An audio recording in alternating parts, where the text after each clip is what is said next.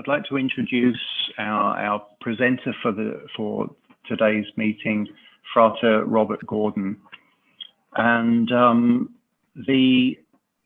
really looking forward to Rob's talk here and the subject matter, because, you know, in my opinion, there are people who speak about things they have studied theoretically, and then there are those who speak from things that they've studied and have come to understand through personal experience and practice.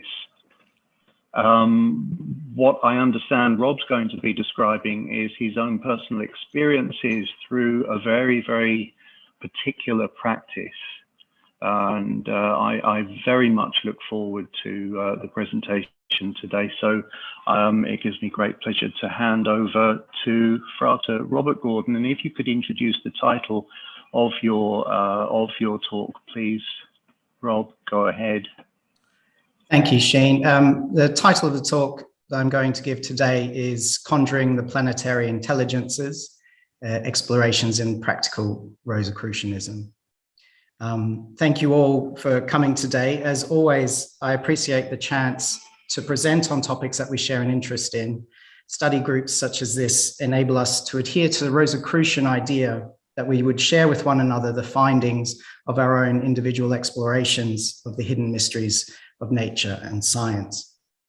So today, I would like to do just that by exploring one of the prominent ways that Rosicrucians throughout history have practiced our tradition, which is the conjuration of spiritual beings through ritual magic and communicating with them through the use of scrying.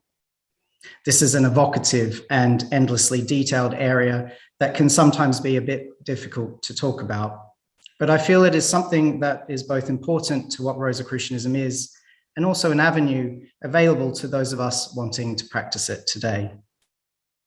By talking about how this approach has played out in my own life, I hope to demystify in some small way both the history and the process of this part of our tradition that has always been close to its core. Now, this talk itself is about an hour long, so settle in. And then I look forward to the discussion following and to hearing from you about your own experiences. My path is just one among many.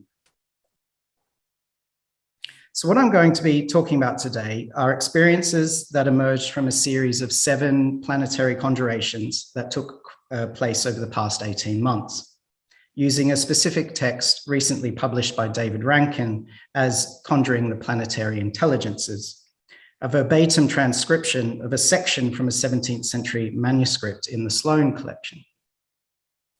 I chose to conduct this series of conjurations based upon a calling to more fully explore the practical aspects of Rosicrucianism and the broader European esoteric tradition that it emerges from, in order to deepen my own understanding and engagement with the spiritual realms in a manner familiar to those that formed our tradition. Now, first, a few quick disclaimers.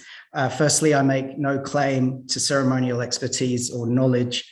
My understanding of both the context and process of this path grows as I continue to engage with it. So I'm here today to merely share the findings that I have made in the early stages of this journey, in the hope that you might find them interesting, encouraging, or resonant with your own efforts. Secondly, although astrology is deeply embedded in this topic, I must confess to being astrologically illiterate. Before beginning these explorations, it was not a topic that I knew anything about, really, other than the most shallow understandings and basic familiarity with some symbolism. Even now, having conducted these workings, I still don't feel it is a topic that I know much about, although I'm trying to learn more along the way. So just to be clear from the outset, I make no claims to expertise in either ceremonial magic or astrology, and certainly not in the overlap between the two. I'm merely here to share my findings and learn from yours. Because of this, I really want to give special thanks to a few people before we move on. Joshua Proto in particular, who is an established astrological magician and talisman maker. He put out a call on social media in 2020 looking for any like-minded souls that might wish to explore this area. And through that, deep gratitude also to Yvonne Garcia, Gabe Rosas, and Eric Arneson, who were involved in that group and without all of whom my efforts in this area would not be possible. And that's not least of which because they shared such great advice on the ceremonial process, but most importantly, found all the appropriate elections with considerable astrological detail that dictated the timings of the conjurations. So great thanks and appreciation go out to them all. So before I go through the experiences themselves, what are the planetary intelligences and why were we conjuring them? The text that we were working from, and indeed the concept of planetary intelligences themselves, is heavily influenced by Agrippa's 3 books of occult philosophy and the magico-divine conception of the relationship between microcosm and macrocosm that this work collected together. Now, Agrippa himself was heavily influenced by others, as I'll give a brief overview in a moment. But when it comes to the concept of planetary intelligences, it is really from his 3 books that we gain the idea that these intelligences are a category of angelic emanations from specific spheres of existence.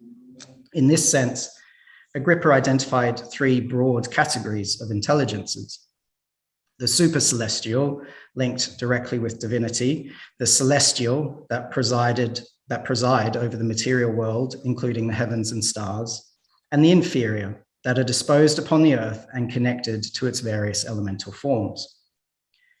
Thus, we also have the concept that the so-called 7 planets, or 7 rulers who enclose the cosmos, as the Corpus Hermeticum states, each has their own particular influence over the material world.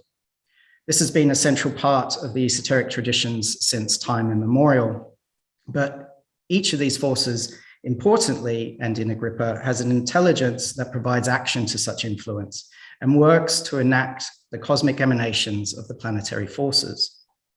To Agrippa, the intelligences are seen as benefic beings that can be engaged with in a manner that is relatively welcoming, as opposed to the planetary spirits that are generally malefic, or more direct approaches such as working with talismans that seek to harness a celestial force without any communicative interaction. Different sources and approaches deal with this concept of planetary spirits and intelligences in a wide variety of ways, giving them different names and often presenting a greater number than 7. But it was with Agrippa's framework that these conjurations were conducted, and using the sigils formed by the tables of numbers called Kamias, included in Book 2, Chapter 22 of his 3 books. Agrippa opens this chapter with the following explanation that, quote, "Magicians refer to certain tables of numbers assigned to the 7 planets, which are called the sacred tables of the planets. They signify many and very great virtues of the heavens, inasmuch as they represent the divine reasoning of the celestial numbers, impressed upon the celestials by the divine mind through the reason of the world's soul."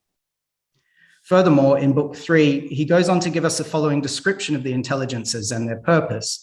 There's a number of quotes on this slide, but the most important one for our purposes is from Book 3, Chapter 16, where he says that since each star in heaven has their own particular and different power and influence, it is necessary that they have their own presiding intelligence that confers strength and action.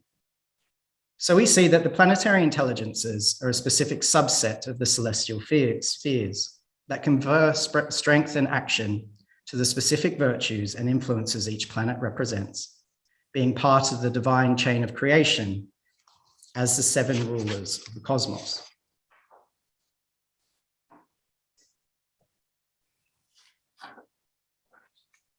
This cosmology relates to the understanding of the planetary spheres as a central component of creation.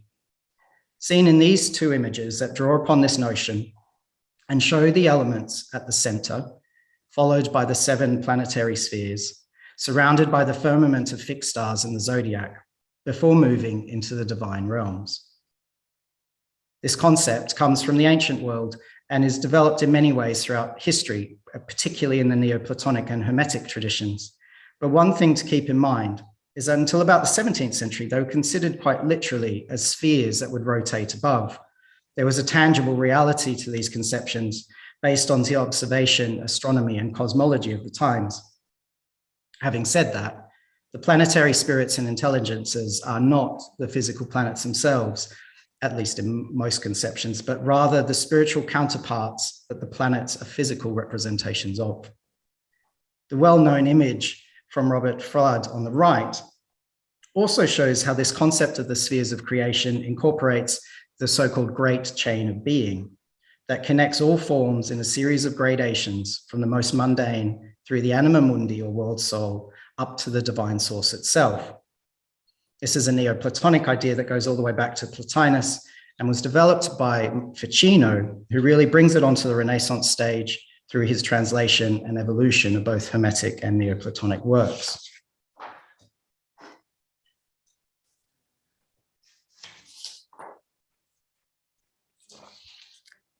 The concept of the planetary spheres and their use in angelic magic runs throughout esoteric history, with the most relevant items to the foundation of Rosicrucianism shown loosely in this table here.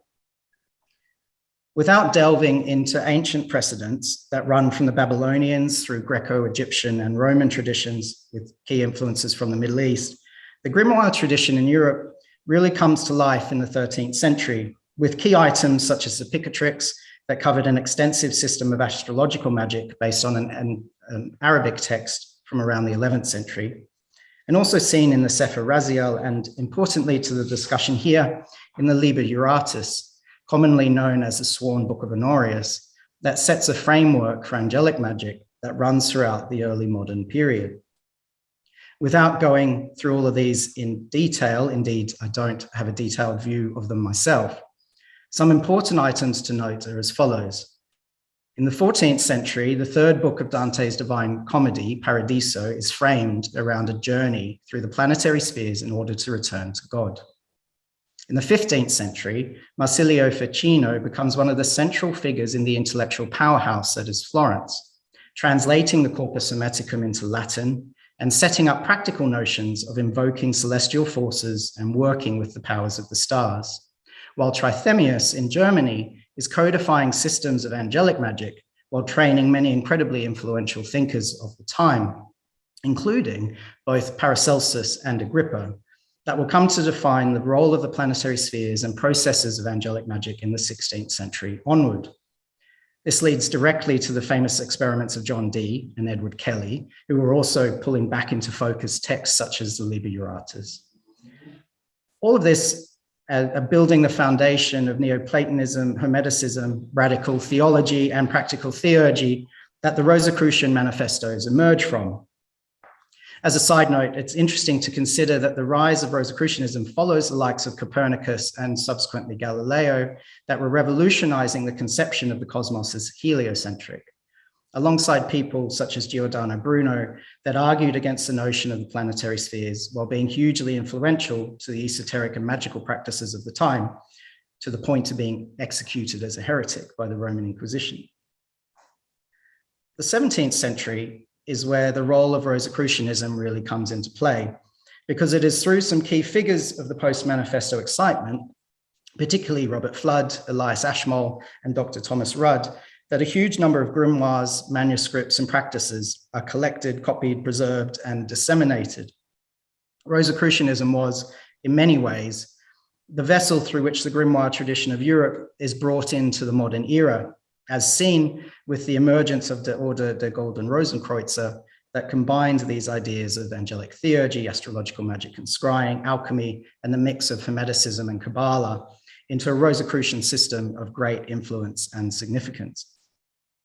All of this culminating in the parts of the story that we are more familiar with and are particularly close to home here in the SRIA, with the emergence of the Golden Dawn, the Theosophical Society that fused a lot of this European tradition with the spiritual traditions of Greater Asia, and the works of people such as Levy, Westcott, Waite, and importantly, when it comes to use of scrying, Frederick Hockley, that really sets the stage for the maelstrom of esoteric activity, decline, and resurgence that was the 20th century. I quickly run through all of that to give a sense that what we are talking about here is something that has always been central to the Rosicrucian story, and not only part of its history, but its praxis. This slide shows some of the sources used directly in these workings, many of the traditional ones we've covered already, but note the so-called cunning man's grimoire, from which a number of prayers and calls to one's good angel were incorporated. Another important influence on the framework for these conjurations, not given in the Sloane manuscript as it presumes the reader will already know what to do, is a collection of texts put together by Francis Barrett in his book, The Magus, that really came to define the magical traditions of the early 19th century. More specifically, the final section of that text, which is attributed to Trithemius, likely erroneously, and is referred to as drawing spirits into crystals, or DSIC in today's online abbreviated vernacular. Beyond the traditional resources, of course, there are a number of modern practitioners that have done a great deal in helping make sense of the labyrinthine world of grimoires and magical texts. In particular, Christopher Warnock, who greatly influenced the resurgence in astrological magic of recent years, not least of which through a new translation of the Picatrix into English with John Michael Greer. Sam Bloch, whose detailed analysis of the drawing spirits into crystals material and how one can actually go about using it is invaluable. Frater Acker, that has brought to light a lot of significant German texts with English translations, including a number from Trithemius, and he has also documented his own workings with the planetary spirits. Reverend Eric Arneson, that runs a great podcast that provides primers to these topics and has run a particular series recently focused on Agrippa that followed the publication of the new translation by Eric Perdue.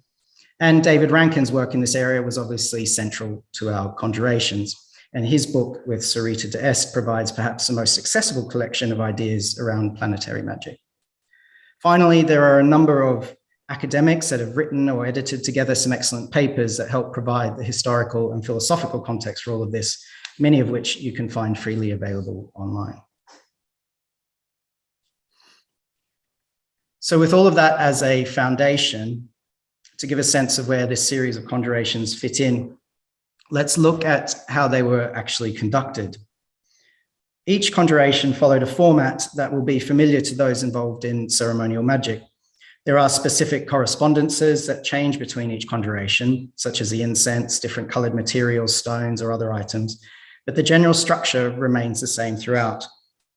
Importantly, unlike many of the grimoire texts that suggest quite complicated tools, my own explorations were pared back into basic elements. And so we could have some discussion later about the role that these tools play and how important it is that they match the form of the traditional text. Sam Bloch on his Digital Ambler blog has some interesting sources from Francis Barrett that suggest much of the complexity can be stripped back. And it was this approach that I took, with the obsidian scrying disc resting atop a white Bible and without many of the other accompanying items that you might expect to see. The important thing, really, is the devotional structure, with psalms, petitions, and prayers set into the consecrated space through which the conjuration will take place. For my own practice, outdoor locations were a central component that hugely influenced the results and became a key part of their identity. This, by necessity, also pared back a lot of the ceremonial tools that were reduced down just to what I could carry. Of course, the conjurations being focused on the planetary intelligences and thereby a form of astrological magic, choosing the appropriate elections most conducive to each planetary force was a vital part of the planning. As mentioned previously, I was incredibly grateful to receive expert advice on elections from others in the group that were working through these conjurations. Now, I'm going to run through the series of 7 conjurations and their results relatively quickly and in a more generalized manner. But if you want to read the specific write-ups of each one as they build upon one another, you can visit my website at futureconscience.com, where they are all presented in more detail. First, then, a look at their locations, which both set the scene, but also prove to be pivotal to the manner and efficacy of the scrying that took place. The first 2 conjurations, Agiel of Saturn and Jopfiel of Jupiter, took place in a logged clearing about 20 minutes walk up the mountain behind where I currently live. The tall, scrawny, branch-filled trees, devoid of leaves due to the season, provided a vivid reflective backdrop, or perhaps updrop, on the obsidian disc, made even more prominent on one occasion when it started to rain during the ceremony and drops of water ran over the disc's surface. The next 2 conjurations, Tyrael of Mercury and Malka of Luna, were located at a ruined silk factory that had been overtaken by nature, providing not only a more enclosed environment, but also a nicely formed altar. That this environment was surrounded by moss-covered stone walls gave it a different tone to the breeze-filled swaying of the trees in the previous location. The conjuration of Mercury, as I'll describe later, also provided the most phenomenologically significant moment, where I experienced a visible sensation of time stopping. The conjuration of Hagiel of Venus took place much further into the backcountry, about an hour's hike from my home, and situated on a large boulder overlooking a flowing ravine. It was on this occasion that the true majesty of nature really came into view, with its infinite complexity and an entire world existing underneath every leaf and step you take. It was also here that I received a message that sent me into a true dark night of the soul that took months to overcome and emerge out the other side of. Graphiel of Mars was a more intense version of the shorter pilgrimages that had preceded each conjuration, taking place on a church situated on a mountain ridge. The hour-long hike to get there not only done in the dark of pre-dawn, not the smartest move, I might add, but in the rain and wind. Truly a martial experience, and perhaps to be expected, given that I had gone with the intention to seek assistance in moving beyond feelings of frustration that can occur in life and distract one from the work. Not least of which because it was the one that took the most effort to conduct, but had the least effect, being the one where, at least to my perception, nothing showed up. Finally, Nakiel of Sol was a suitably culminating experience, with the conjuration conducted within an old stone quarry further up the same mountain ridge as my failed attempt to conjure Graphiel of Mars. Held at dawn, with the brilliant luminous rays of the sun making a quite literal appearance, the receptacle of the quarry was an ideal location that really encapsulated many of the things I was both looking for and experiencing, made all the more powerful by conducting this series of conjurations outdoors and in collaboration with nature.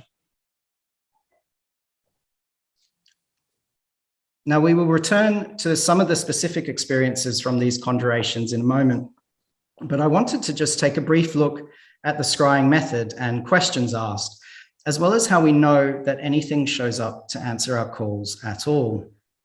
I think these are an aspect of this kind of ceremonial magic that is rarely spoken about in open terms. The methods and questions maybe, but not so much what we actually see, hear, and feel as a result. Before we get to that though, it was interesting to see the scrying method change in a number of ways over the course of the conjurations. Most of them relied upon the obsidian disc that I was using, but even then, the manner in which this disc was used shifted from the expectations I had going in. When scrying at my home altar, where the environment can be controlled and kept in complete darkness with only the candles to illuminate, the obsidian disc provided a focal point for a meditative state to be entered into, with amorphous, flowing, oil-like imagery arising as one falls deeper into a trance state. This became my baseline for what to expect. While conducting the conjurations outdoors, however, the reflective surface of the obsidian drew in its surroundings, whether they were a dense matrix of autumn trees above, a patchwork of stone wall, or the lush canopy of a forest, sometimes with rain droplets providing an even more dynamic field of visual imagery. As we shall see, some of these visual results were quite striking and always accompanied by that sharp, intuitive sensation that comes to define meaningful results as different to one's own surface level thoughts. Increasingly, as the ceremonies continued, this kind of visual scrying was also accompanied by an internal voice that spoke with a tone and cadence that was at first noticeable by its unfamiliarity, but soon became recognizable upon each return.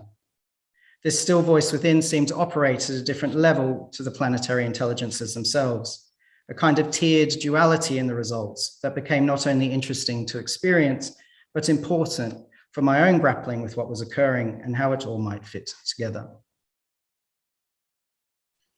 With the culminating conjuration of Nakiel of Sol, the whole experience became quite literal.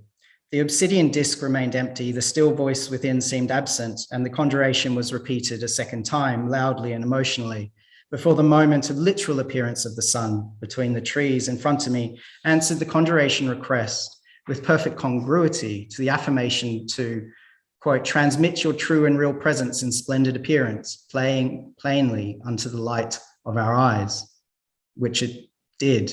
Because sometimes when you seek to speak with the sun, you get just that, the sun, in all its glory and life-giving magnificence, as its rays shine down from the heavens and provide a tapestry of visual and energetic results like nothing else. One of the areas that I struggled with, particularly at the beginning, was what questions to ask. What was I seeking while conducting this series of conjurations? I had deep-seated reservations about asking for anything material or linked with personal gain, because that felt like it was veering away from the more theurgic approach that I was taking. So instead, the questions tended around an exploration of what these intelligences are, their nature and purpose, what they might need from me, and any guidance they had on where I should go next. The identifying questions at the top and closing questions and closing request for a more direct line of contact were taken from the Drawing Spirits into Crystals material. And the others slightly evolved throughout the course of the series of conjurations, but generally speaking, similar to what you see here. So now to the fun part. What actually occurred that brings me here before you today to say that yes, on 6 of the 7 occasions, I feel that the conjurations were a success and communication with the planetary intelligences and more was obtained. So this is where you get to decide how deluded I am, but also where I hope we can share some idea of what these experiences actually are and how we can effectively work with them. The most important part, in many ways, is that moment when you recognize that the conjuration has worked and the intended recipient has shown up. Having the reflective surface of the obsidian disc played an important role in this, not just because it creates a visual field through which your consciousness can engage in the world, but also because in its rapidly shifting chaos, there are distinct moments where the visual field locks into place. It fixes itself, and an image with strong presence announces its arrival with an accompanying shift in your own state of consciousness in order to better receive it. In the case of Agiel of Saturn, this was a strikingly perfect geometric pattern that held its shape even as I lightly swayed while standing above and gazing down. With Jotfiel of Jupiter, it was a shadowy presence in a more recognizable human silhouette that arrived and stood there, observing and wondering why it had been called. Malka of Luna was an interesting one, because despite expecting something quite feminine and ethereal, what arrived was stout, with heavy jowls, protruding teeth and horns that made it appear almost bovine. This is a kind of unexpected result that can sometimes prove to be the most interesting. In this instance, there's a connection to Nana, the Mesopotamian god of the moon that is often associated with the bull and with similar attributes to what I experienced without having any conscious knowledge or concepts of that mythology. Hagiel of Venus along the bottom was another fascinating experience that stood out for being quite different to the others, while still existing within that same visual sphere. I was having some difficulty concentrating on the scrying, and that started to bother me. Scrying is something that can't be forced, and the harder you try to make it happen, the more your own internal voice will be challenging you rightly that you're trying to force it. It was only when I relaxed and let go of the attempt to make something happen that my eyes relaxed and the obsidian disc split in two and then locked into place. This visual effect, which hadn't occurred on previous occasions, was persistent, and it took a few moments to realize why. Now, many of you will have probably spotted it immediately, but the split vision of the disc formed the Vesica Piscis, which is perhaps the most powerful symbol associated with Venus. This was then followed with further confirmation by the visual letters H-A-G-I-E-L when asked, "What is your name?" before a range of feminine imagery and responses were given to the questions asked about its nature. Thus, sometimes we can find verification of the conjuration in the expected, sometimes in the unexpected ways in which you are led to see answers before you. I've included on this slide some of the answers received to the line of questioning, so that you can get a sense of the kind of information we are talking about that can emerge from these practices, or at least did for me. They are mostly short answers, deeply symbolic, and they arrive within that more intuitive part of our minds, once one is able to enter into the flow space that arises through the course of the ceremony. Interestingly, there was a consistency through the series, not only in the content of the answers, but the manner in which they were received and how it felt to receive them. Sometimes the answers weren't entirely helpful or forthcoming, Fear of Jupiter in particular being quite cutting at times and almost inspecting my presence with gazing eyes rather than being open to engaging with it. Now, early on in the series of workings, a secondary voice became acutely present, distinct and separate from the conjured intelligences that would be invoked into the obsidian disc. Over time, it became clear that this voice was more akin to what is known as the good angel, as the grimoires would label it, and I'd been using accompanying petitions in order to ask for assistance from this angel. It was more personal and pointed to my specific needs, both positively and negatively framed, as we'll see, providing guidance on my own personal journey, rather than the more cosmically symbolic and arm's length communications that were occurring with the intelligences. The guidance received through this secondary manner was also fixed within the mental sphere. It was not visual or related to the scrying method, but emerged as that still voice within that speaks with a different tone and presence than our usual internal monologue. A different voice, it's important to note, than either my own daily internal thoughts or the other responses to the scrying questions seen previously. In the second conjuration done with Fear of Jupiter, it was a deeply encouraging message that broke through a lot of personal anxieties and my self-critical nature, simply reminding me to be at peace, brother, be at ease. A message that was met with a physiological release of stress and muscular tension, the likes of which I've rarely experienced.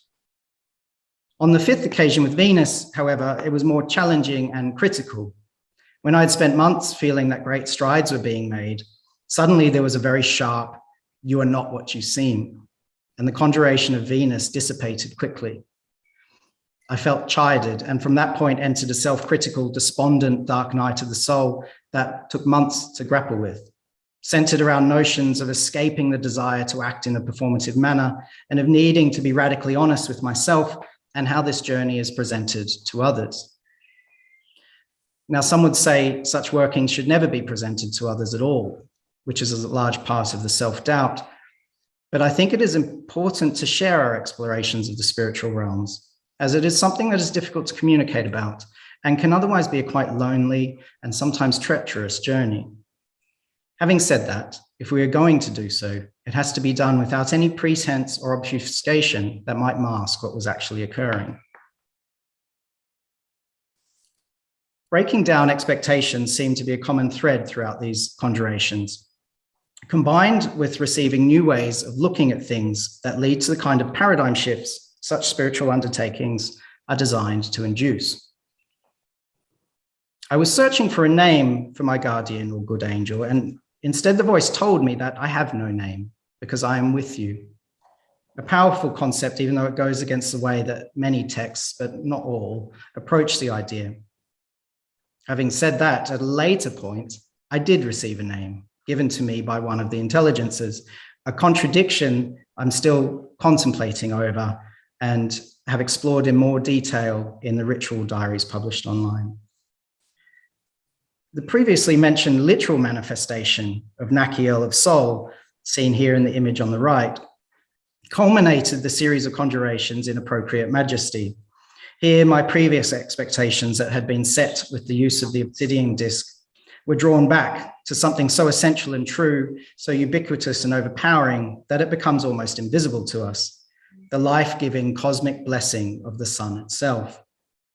I was snapped back into a literal reality that broke down many of the psychological barriers we put up between ourselves and the natural world around us, both a metaphorically and literally illuminating moment. Sometimes the results were more phenomenologically powerful. such as on one occasion that started with an open-ended question that was seeking guidance rather than anything too specific.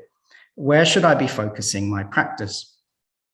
I had no presumption of what the answer might be, but the flittering of my conscious mind went through various texts that I'd been reading, as one might expect if the results of the ritual was merely psychological. However, as before, the answer that came through strongly and with an entirely different tone to the fluctuations of my own mind was a powerful one: the stillness behind time. I said the words aloud, having received them mentally, and they were repeated again for me. My use of the obsidian disc as a meditative focal point then drew me in deeply. My peripheral sight faded and narrowed into a whitened tunnel vision, and then an odd experience occurred. The incense that was burning and had been flowing freely across the table with the wind suddenly paused in midair. It stopped moving while running sideways. My conscious experience became one of being frozen in time, as if perceiving reality as a fixed photograph. My visual field retreated. My breathing became louder, as if in an enclosed space. The experience only lasted 4 or 5 seconds, but long enough for me to really acknowledging it occurring, which pulled me back out, as indicated by the movement of the incense smoke that started again. The walk back down the mountain after that proved beneficial, as it allowed me to gradually acclimatize back into my normal sense of being. Yet the trance-like experience and the words accompanying it still resonated. The stillness behind time. Such a powerful phrase, steeped in familiarity. Even now, these words can quickly draw me into a deeper meditative state than I've previously been able to achieve. You can feel exactly what the phrase is referring to. It is present, and even though it lies behind the veil of material existence, it is known. These kinds of energizing and almost electric results were not always the case, however, such as the aforementioned attempt to conjure Graphiel of Mars, in which, to my knowledge, no conjuration or communication took place. I had hiked in the dark, battered by wind and rain, foregoing my intended location for safety reasons, and ultimately having to cease the ceremony after multiple attempts as nothing was taking place. Ironic, given that I had intended to seek assistance in overcoming any sense of frustration in life and embodying a more calm presence. Perhaps I got everything I needed from that conjuration after all, including the knowledge that I had to finish some of the tasks that had been intuitively set for me before continuing on the journey. One such task that falls into the creative category of results was the completion of a ceremonial staff design. Not found in any of the traditional grimoires or other texts, it was something that I felt compelled to create. I had been using the carved staff, but without any symbolism, and it is now a ritual item of great resonance and significance to my work. The planetary, elemental, and alchemical symbols engraved in it allow a great deal of ceremonial flexibility, directing my focus through different attributions that can be made by tying colored string or ribbons or holding the appropriate symbol as required. Now, all of these significant and illuminating experiences, and I hope for you, interesting ones, occurred over the course of the 18 months that these 7 planetary conjurations took place. It was a spiritual gauntlet of considerable effort, learning, and soul searching that put my own microcosmic world in touch with the macrocosmic universe. Some lessons learned in brief were as follows. Ceremonial tools are important, but they are both less necessary than the traditional text can make them seem, particularly when trying to match them dogmatically, which can be counterproductive, while still being powerful primarily due to the task of crafting them and instilling them with spiritual resonance. They are thus not required, but extremely powerful all the same, just perhaps not in the manner where we might buy them off the shelf as the modern world and online marketplaces make so accessible to us. Concentration is a vital skill to have with these kinds of workings, bringing home the fact that most systems of magic have you begin with various concentration exercises that you should always persevere with. This is vital and something that I still struggle with.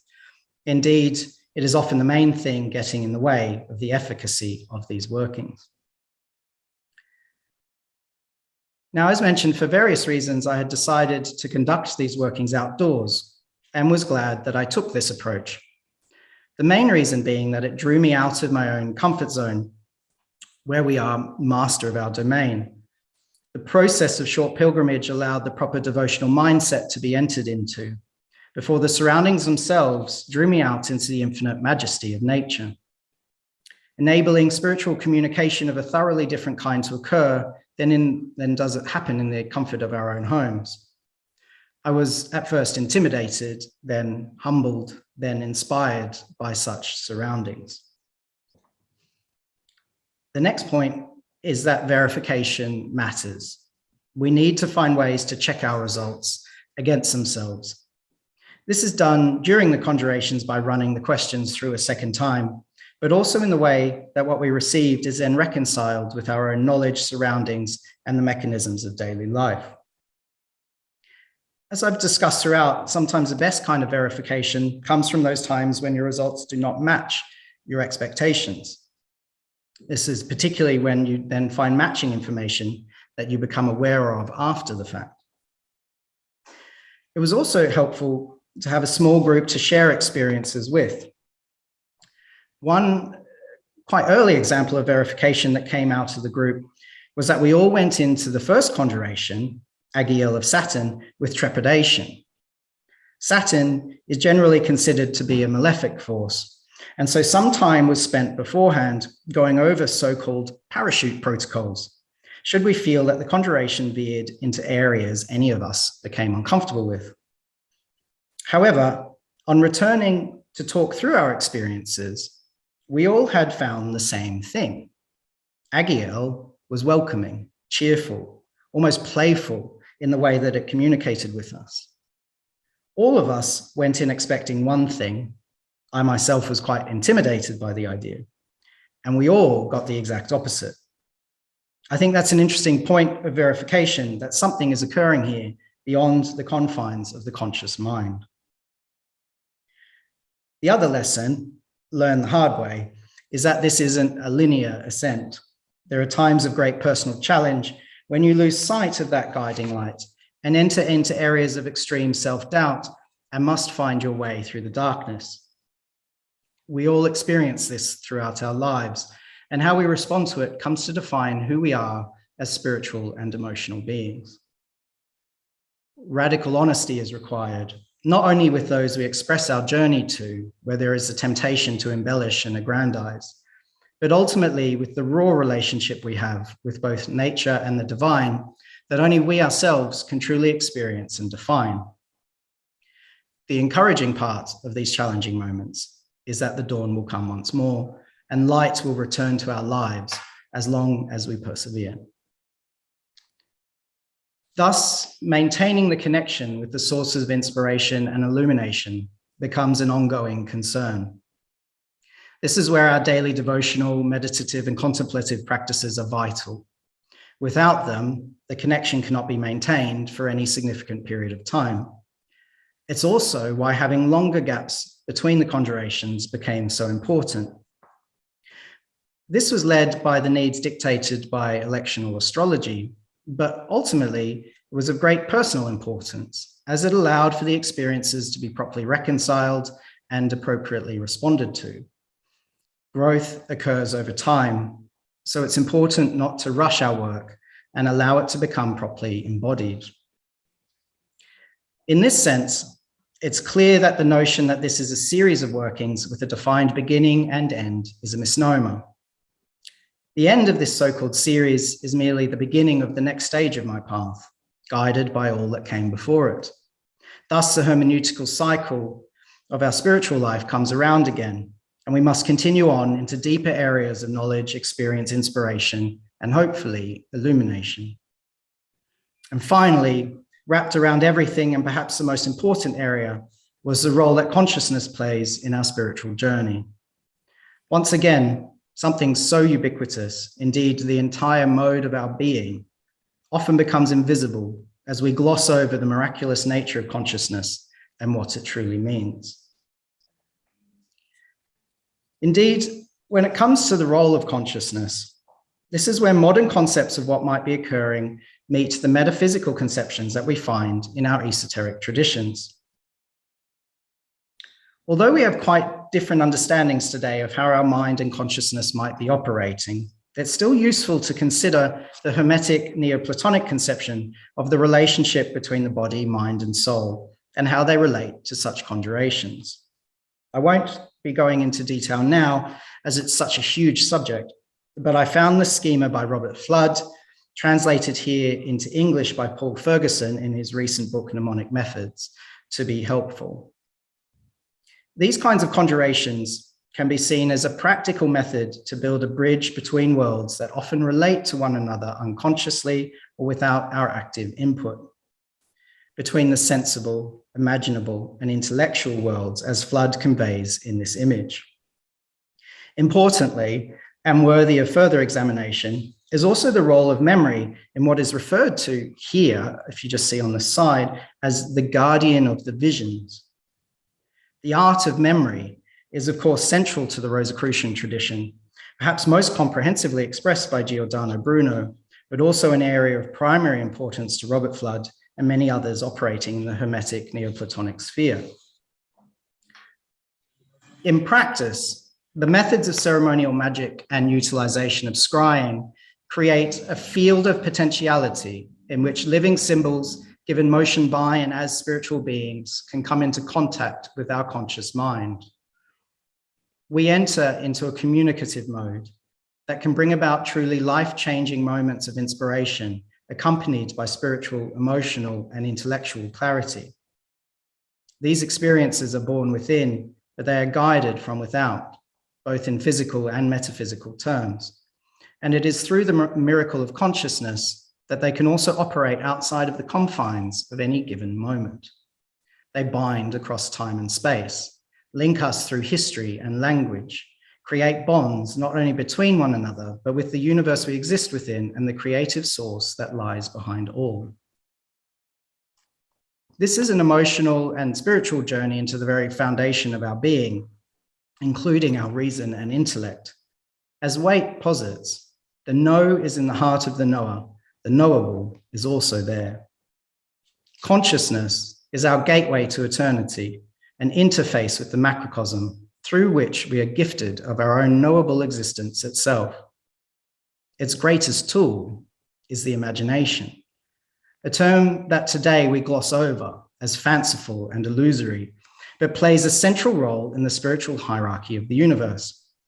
As Paracelsus points out, the imagination is a sun in the soul of man, acting in its own sphere as the sun of the earth acts in that of the latter, calling the forms of the soul into existence.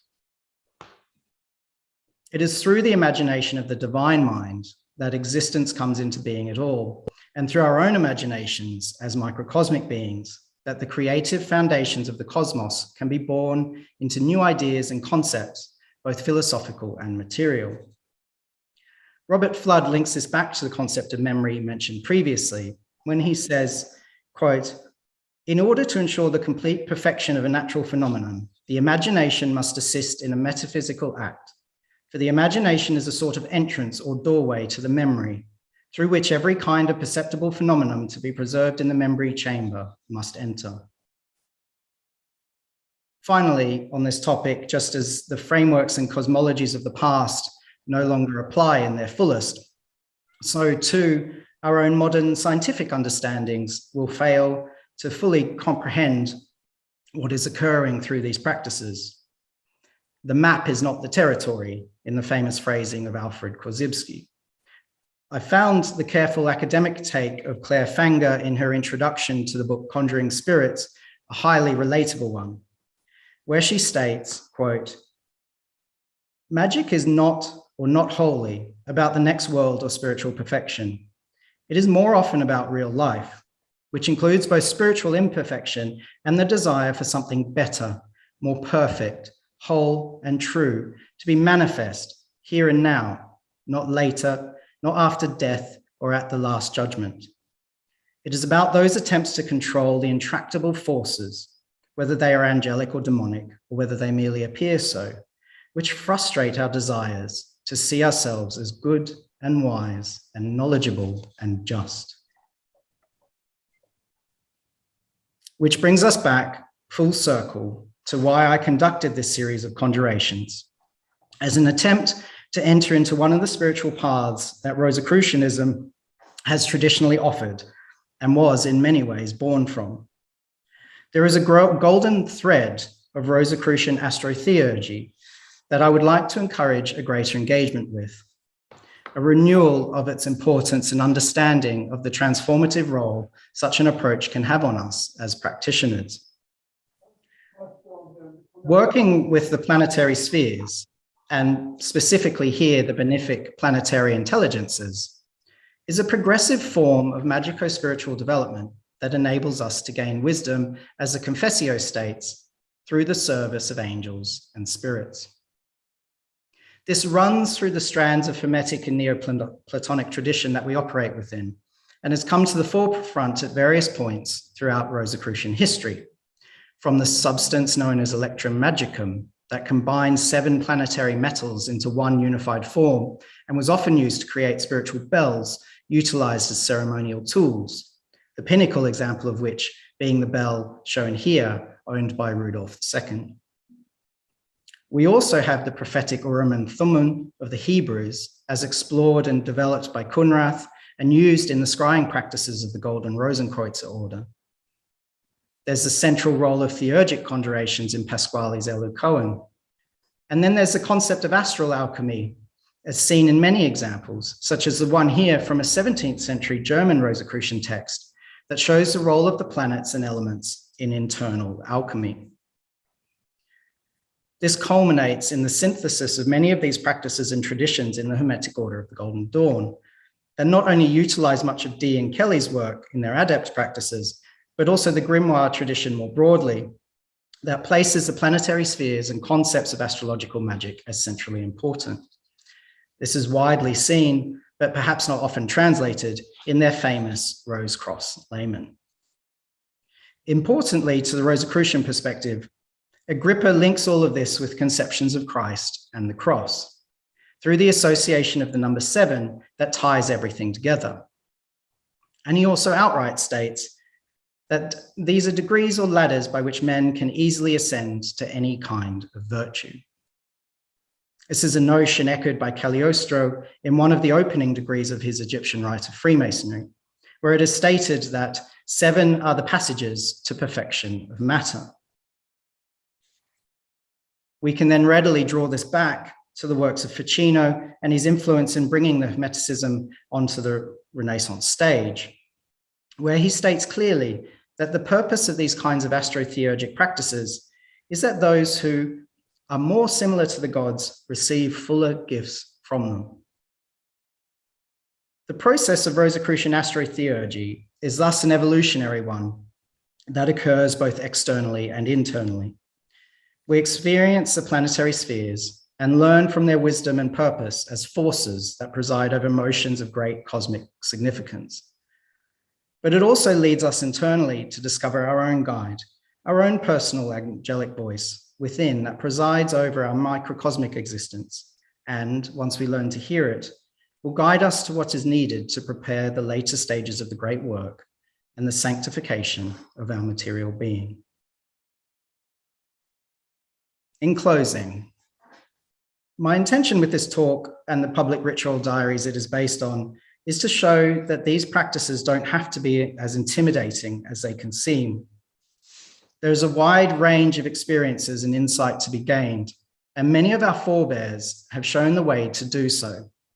Engaging directly with the natural, celestial, and divine realms is central to the Rosicrucian tradition.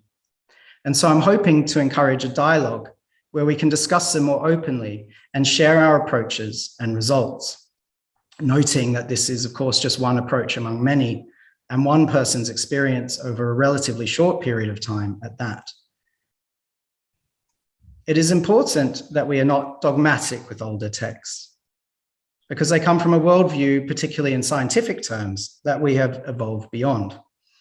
Otherwise, we would still believe, as Agrippus provides us, that the heart of a horned owl placed under the left breast of a sleeping woman will cause the effect of pronouncing all secrets, or that a raven's gull chases away and frightens men from the place where it is hidden.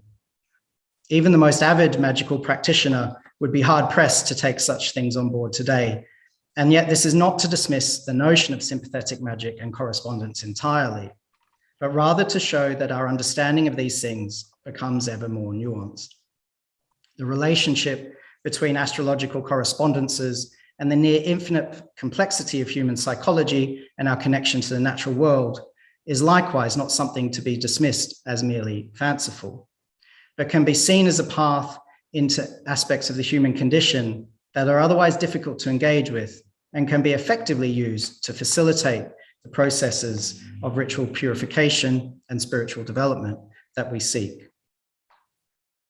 When it comes to the planetary intelligences in particular, it is not so much about the framework we place them in, but the experiences that result from our engagement with them. To one person, these are just figments of imagination and parts of our psychology. To another, they are angelic beings of great purpose and existence in the cosmic order. To some, they are fully internal. To others, they are solely external agents.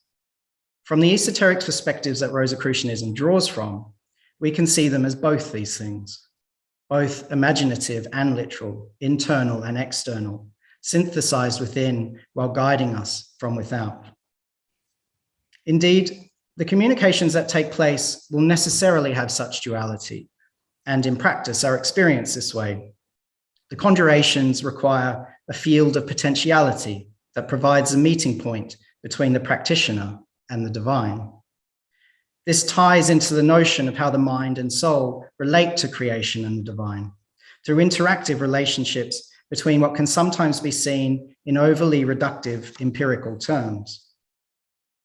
Here we find divine messengers engaging with our imaginative and rational capacities, enhanced by the tactile reality of our senses and engagement with the natural world, coalescing into new forms that find their genesis through a complex mix of influences, while displaying their praxis through our own microcosmic ability to bring into material being things that arise from the metaphysical realms. It is easy to hand-wave away these practices as merely existing within your own mind, forgetting how truly miraculous the relationship between the mind, nature, and the divine really is, regardless of how you would specifically define any of those terms. The act of conjuring the planetary intelligences, or indeed any spiritual beings, necessarily occurs within the boundaries of our own consciousness. But the significance of the communication that results and what it can bring about can have far-reaching effects that go well beyond our own perceived limitations. At its most dignified, these processes can define entirely new forms of human action and creativity with a unique degree of interdisciplinary freedom.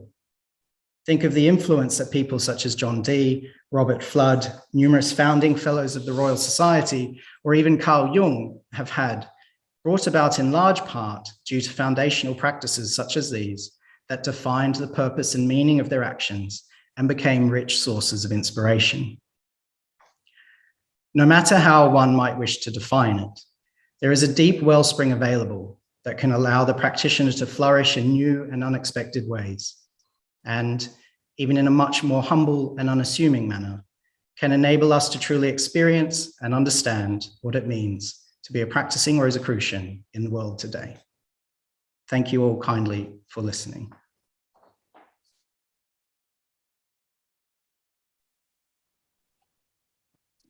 So, Frater Robert, thank you so much for that. As I mentioned at the beginning, just before you started your talk, I feel personally very strongly about this, that there are people who become very well studied in various systems or practices, and they can wax lyrical about the theory of that system. But there's such a profound difference when somebody's speaking from their own experience. This is why, say, for instance, with the subject of Kabbalah, what interests me is the experiential Kabbalah, not the theoretical. It's the experience that a person gains through the study and practice of aligning themselves with the various archetypes and exploring. And I commend you. I admire you for your honesty and your courage in speaking about these very deeply personal experiences to everybody. So thank you very much indeed. And I'd like to open this up now to questions from everybody gathered today. So please, if you have a question or a comment, please, for Frater Robert. It would be helpful for me if you could raise your hand via the little reactions button, and then please be patient with me and I'll get to you eventually. So who'd like to start, please? Anybody? Feel free, just speak up or raise a hand if you're able to do so, please. That would be very helpful.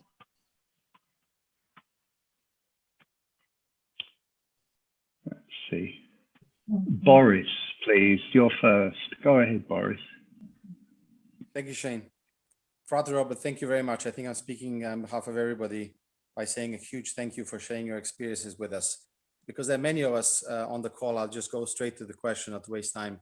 I think one of the things which kind of prevented me from going more into practical side of magic rather than in theory is a kind of a very honestly speaking kind of fear that I might conjure demons or lower energy spirits.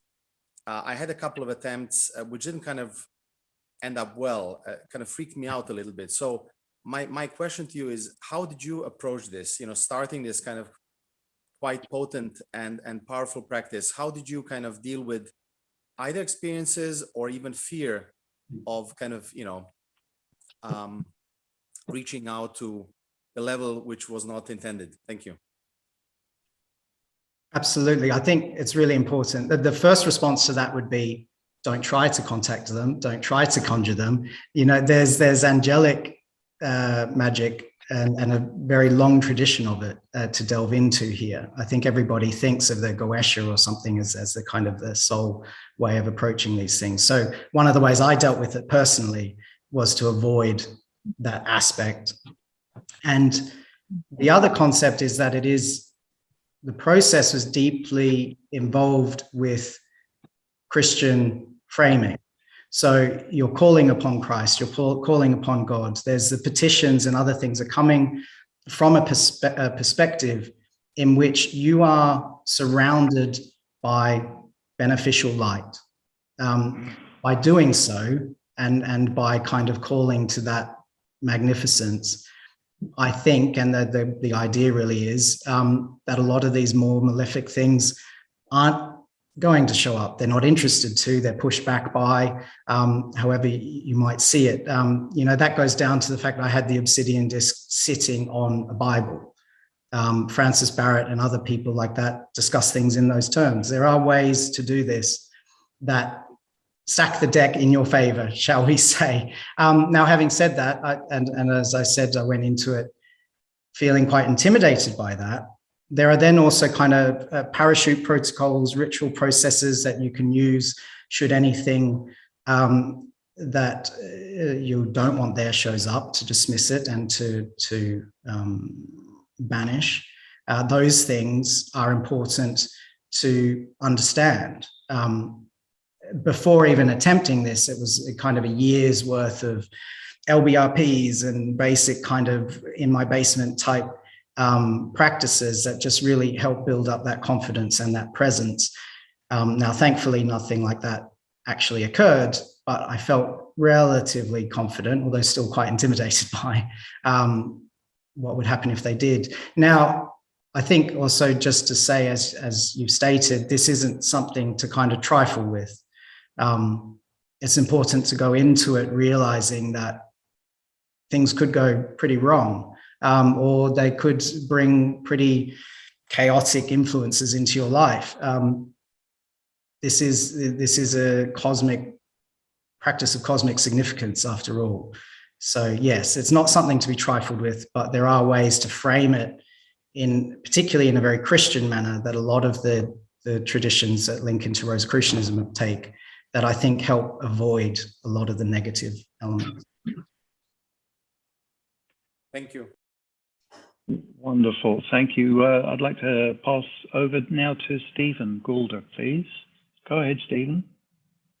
Well, I have to say that was a simply magnificent presentation, Rob, and particularly the way that you combined tradition and our Rosicrucian and Hermetic heritage with the current moment of your practice. It really was quite inspiring. I said the things that it raised in my mind were partly because on Tuesday I was able to get to the David Hockney exhibition at the Fitzwilliam, which is around what the artist sees and what he depicts. Particularly that often what an artist depicts utilizes technology, camera obscuras, other technologies, enabling him to represent something which actually isn't quite what's in front of him. And so it raised all those questions about what you were looking at in a mirror, and in a sense, in describing in a pictorial image, less what you necessarily saw, but more what you were experiencing internally. And I wondered if you could say a little more about how, when you saw the image reflected in a mirror, which is another set of interesting questions, was that linked direct? So an experience was synchronous with your observed image of the intelligence. Yes. So whenever I had images of the obsidian disc, and this was quite surprising to me. So I went in expecting it to be a quite internal visual experience. But for me anyway, it proved to be more literal than that. So the images I've shown were literally seen visually on the obsidian disc. And part of it was about, there's that field of reflective surfaces. You're entering into a trance state. There's all this kind of overlapping of stones or trees or water or what, and other people use different scrying methods. But something will lock into place. And for me, I was surprised that it was visual, literally, externally visual. And then the internal stuff wasn't visual. Maybe that's just the way my brain works. It wasn't visual. The internal stuff was spoken.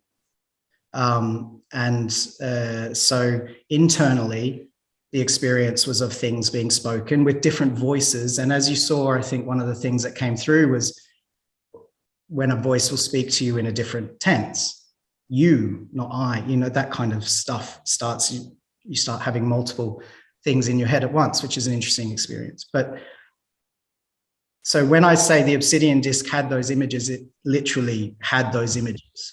And then for me, the internal field was a spoken one. That's fascinating. I may come back, but I'll let others ask other questions. Thank you, Stephen. Pascal, please. Over to you, Pascal.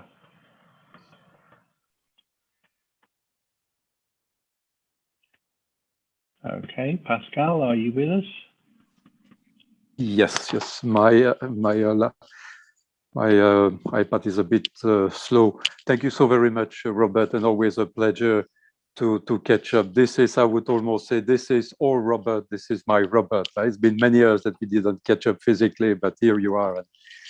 Wonderful, powerful, because always so personal and so honest and so open. Just allow me to share the following, Robert. And you will see where I want to bring you to maybe react, and or other of our friends online. When you were talking about this, and I was thinking about our own SRIA ritual, and regularly came to my mind the idea of the mystic circle, the words the word going from a frater to another frater and so on. I don't know if it might be a kind of everything remaining equal of conjuration, but to me, it's definitely a kind of evocation, a kind of incantation, a kind of something that could bring us somewhere else, so to speak. These are words, of course. And most of the time, this is when we conclude the meeting, but the end is the beginning, right? As you very nicely put it during the talk. And I was wondering, don't you have the feeling that, of course, our ritual, this is also a way to teach and to share, and it's symbolic and so on, but I'm really wondering, and it does not go about only about the Rosicrucian ritual, but probably also Masonic ritual, but this is something I'm wondering, don't we have, to some extent, depending maybe the grade or whatever, but maybe also probably every grade, all the instruments to go on this direction, which is of course very personal. But I would say, as we do it as a group, there is this kind of egregorian catalyst, which more probably is maybe more powerful than if you are doing on your own somewhere on the top of a hill in the middle of nowhere. It's just a question that I am asking to myself. If you have any comment or feedback, or anybody has something to ask, I would be grateful. Thank you. I think you're right in the sense that there are certain ways in the SRIA which are kind of theurgic operations that are taking place, the mystic circle being a pretty clear one, I think. Ritual in fraternal organizations or esoteric organizations more generally also then links into that imaginative space, the art of memory, that kind of training of your consciousness to be more receptive to these experiences when they happen. I haven't really belonged to an order like the Hermetic Order of the Golden Dawn, or ones that are more kind of assertively magical practices, at least not for a very, very long time. But I do agree that there's there's a lot to be gained from doing this as a group of people, not least of which because of the egregore that forms, but also because you're then able to balance your own journey with those of others around you. It acts as a kind of a bit of a grounding mechanism. It has its own drawbacks, you know. It requires a very, very kind of unified sense of purpose. And I think, as we've seen throughout history, a lot of the orders that involve these things in a group setting come to pretty spectacular failures one way or another. And so it can be very difficult to maintain. But I think there's definitely a lot in there about coming together to do these things, even if it's just, and I think this is the case with something like the SRIA or Freemasonry, it's not a magical ceremony that's taking place necessarily, but it is a kind of a theurgic ritual, and it is something that is then training the people that are partaking in it. You know, these things, they build over time. So yeah, I think that covers a lot of what you were talking about. Thank you, Robert. Thank you. Thank you. Thank you. It's good. Thank you very much, Pascal. There's a comment or a question rather from Alanine in the chat. She says, thank you so much for sharing your experience. Is it possible to share the link to the online ritual diaries? So maybe, Rob, if you could just jot that down and pop that in the chat, that would be really helpful for people. Thank you. And meanwhile, I'd like to hand over to Steve. Steve Kakulas, please. Hello, everyone. Thank you very much. Hi, thanks very much for your kindness. Appreciate it. Let me lower my hand down here. Great. So, brother, thank you very much for, Brother Gordon, thank you very much for being candid and being down to earth with your presentation. I'm a Master Mason here under the UGLE in New Hampshire, here in the United States. And I appreciate your work. Thank you very much for that, and the link that you've posted. My question is, where do the planetary intelligences fall in the spectrum, so to speak, of the different angelic orders. Like we have elementals, we have seraphs, cherubs. In the New Testament, it discusses powers of darkness in high places, etc. So I was wondering what a good source work would be that would perhaps describe the spectrum of these beings while keeping planetary intelligences as its main focal point, per se. So thank you. You're welcome. Thank you.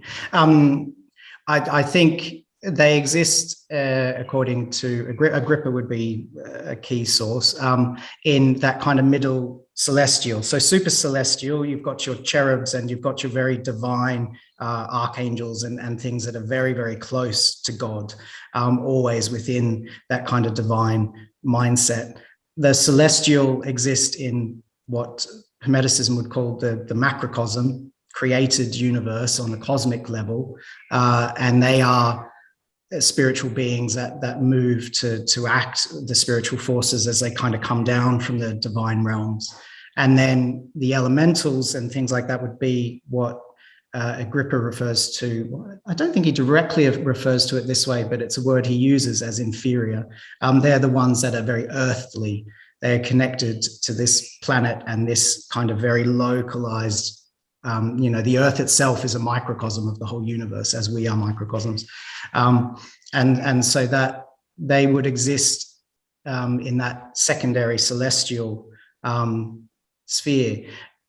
Going back, even Pseudo-Dionysius talks a lot about the kind of angelic hierarchies, and then it's Ficino and others kind of do talk about this. It's something I'm delving into myself now, and something as well that the group of 4 or 5 people that were doing this kind of had different influences coming into it.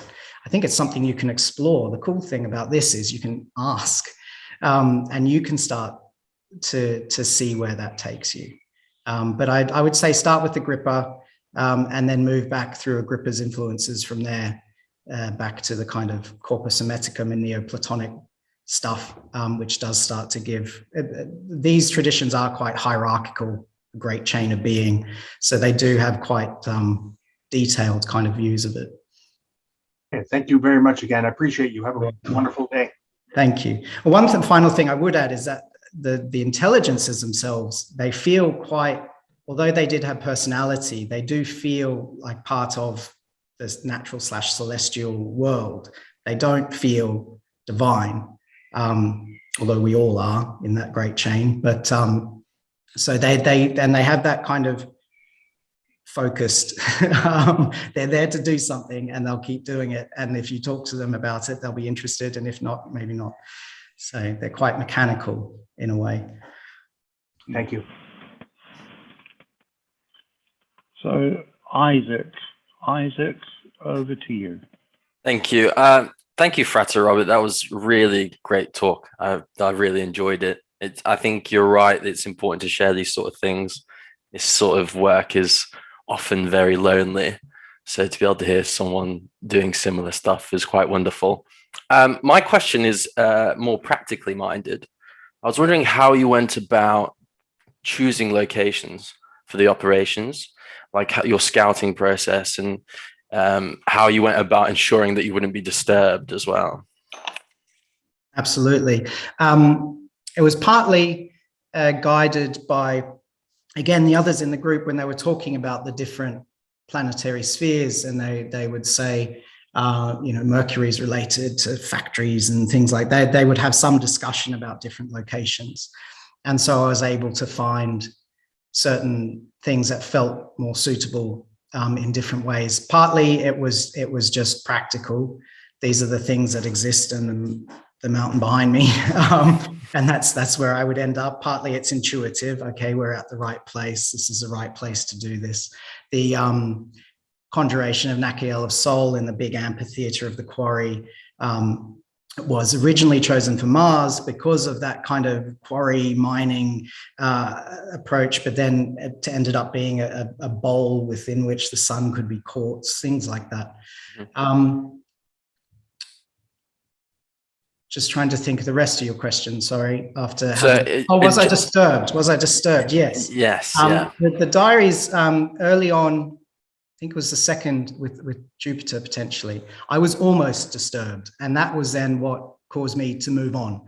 So the first location I chose, which was in the kind of logged out clearing, felt relatively isolated. But then thankfully, just after I'd closed the ceremony with Jotfield and done the kind of dismissal, along comes this farmer with a great big pile of reeds. Literally, it was very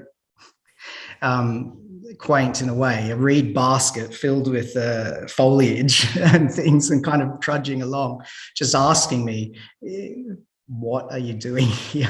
He could see that there was something set up on the ground, but thankfully it wasn't me, doing my whole thing and bellowing. Yeah. And that pretty quickly taught me I need to move a bit further away. So the other locations were more isolated on purpose. And that quickly became something that I made sure to kind of pay more attention to, for sure. Not least of which because you don't really relax. If you think, okay, if I yell out something, even if it's 200 meters, 500 meters away, someone might hear it.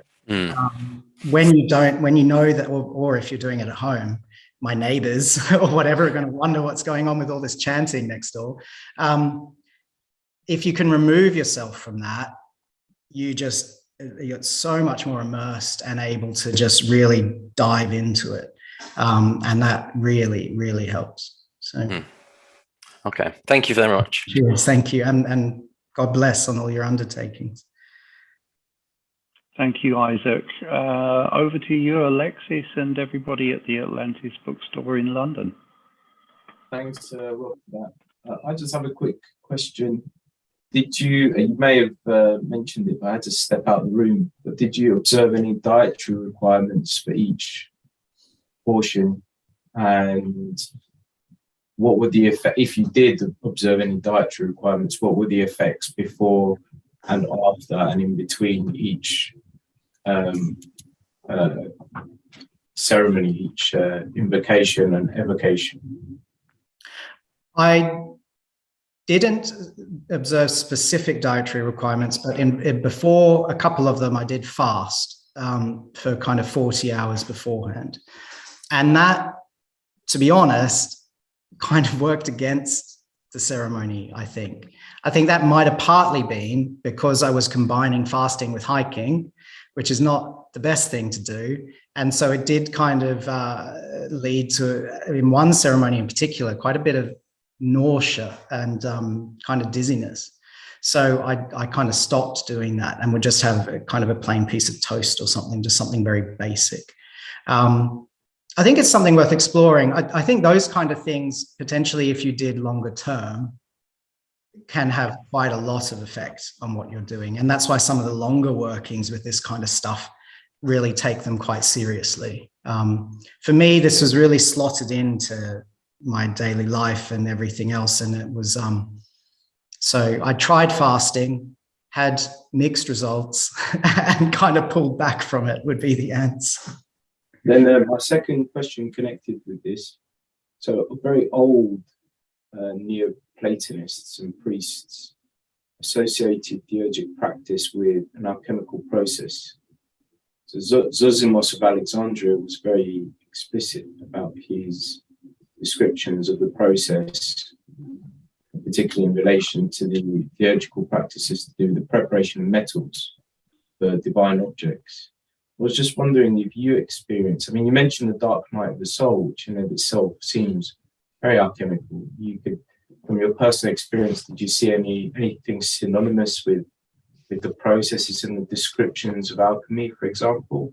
Just you as a person in your practice and experience. Yeah, I think all these things overlap. They're in many ways talking about very similar things in perhaps slightly different types of granularity. But I did. The biggest one was that dark night of the soul. I think it really needed to happen in that kind of Negrito sense in alchemy. It just needed that base of my being to really be worked through and to come into contact with something higher and inspirational, but at the same time feel that I wasn't quite sure what was happening. What does it mean? How am I approaching it? Is writing about this the right thing or wrong thing to do?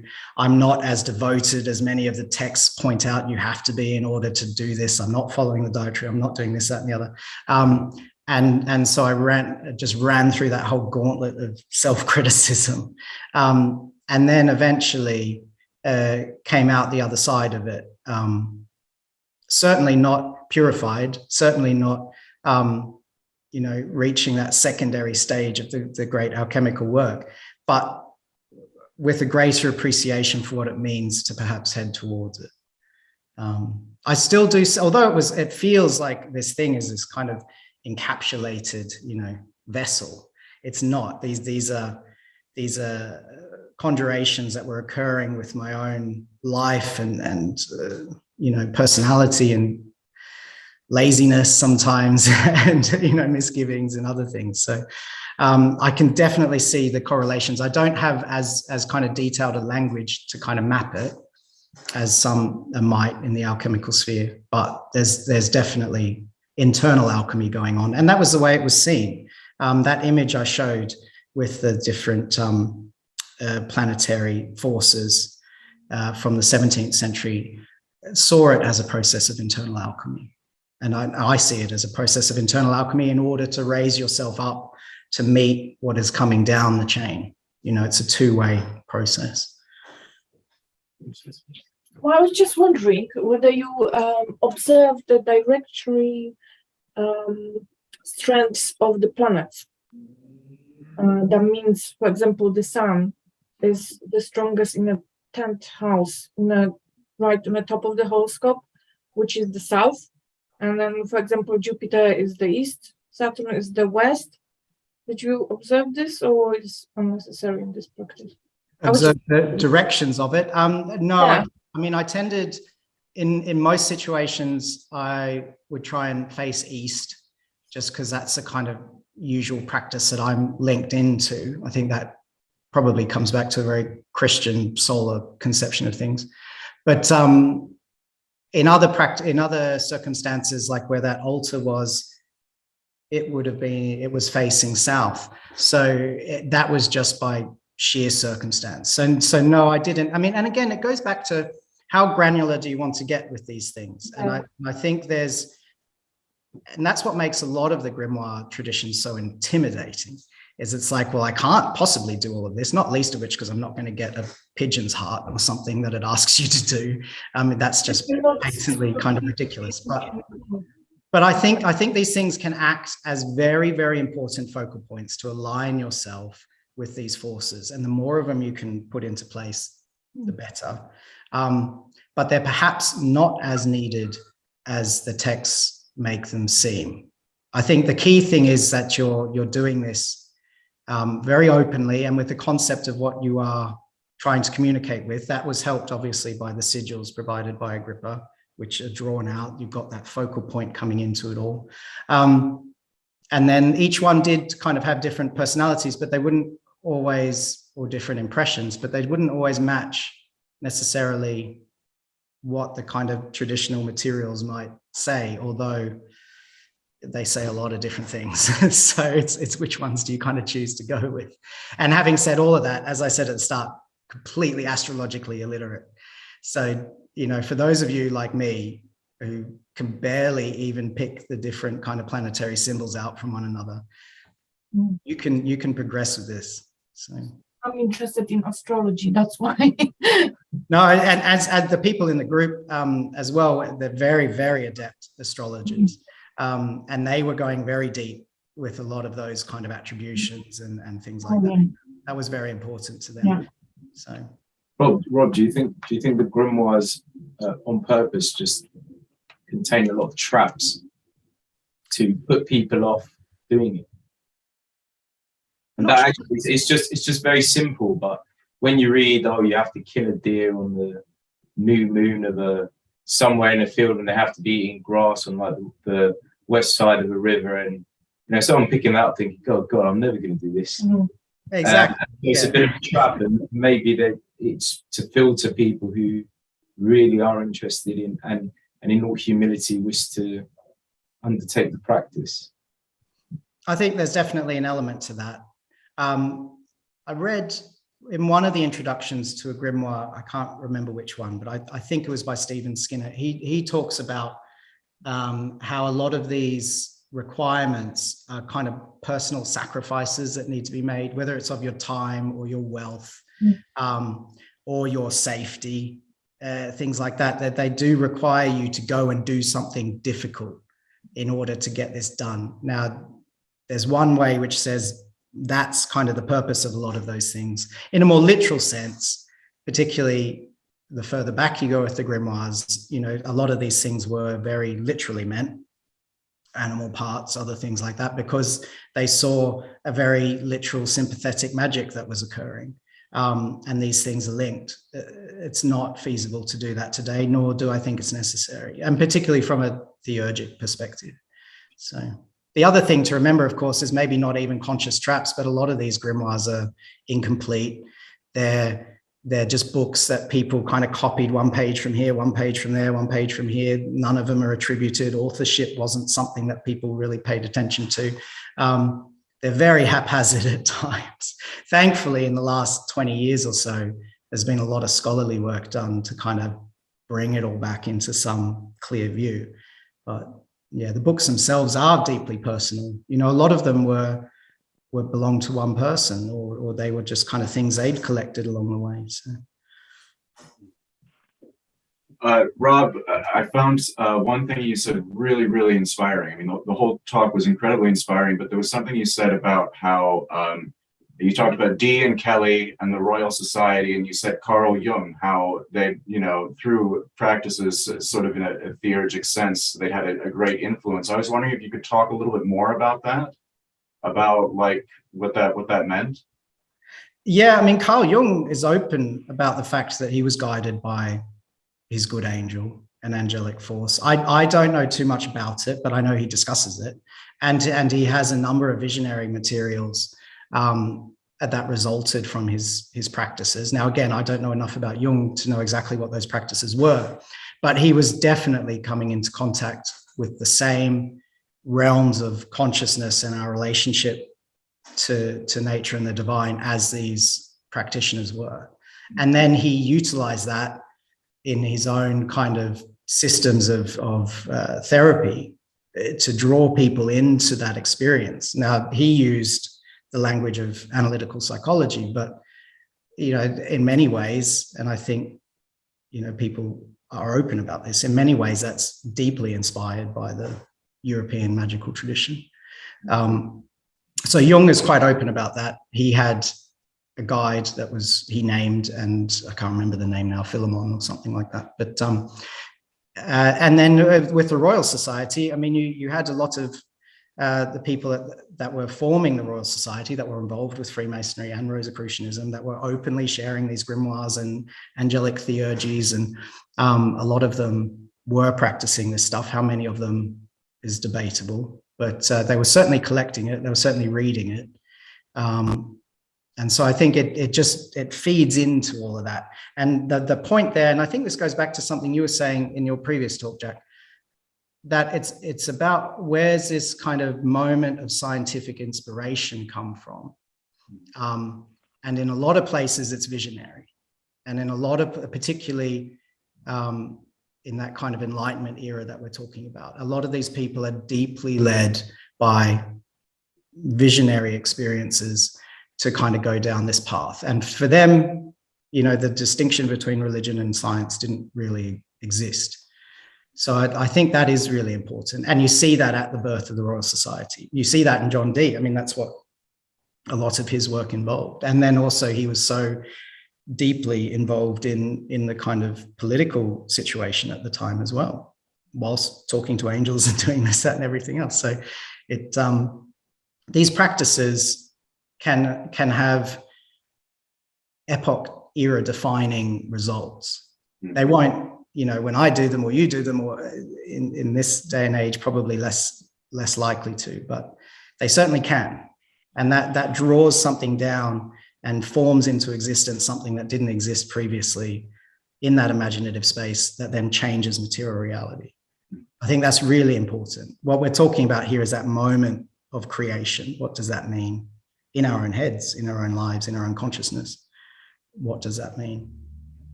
I think it's really interesting as well, something you said about like what the group does to ground you, and how in your group, the group of the 5 or 6 of you who met and did this practice together, checking things with each other and sharing results was helpful. And one of the things that I think about the Royal Society is like what made science work is also suddenly the scientists got together and they're checking their results. So there's a sense in which, you know, it's science and mysticism, but they're both about practice. They're both about like observing what's happening, whether that's inside or outside in nature. I think it's very interesting as well. You're talking about what's the use of an order, and that it's sort of similar. It's similar in a kind of way.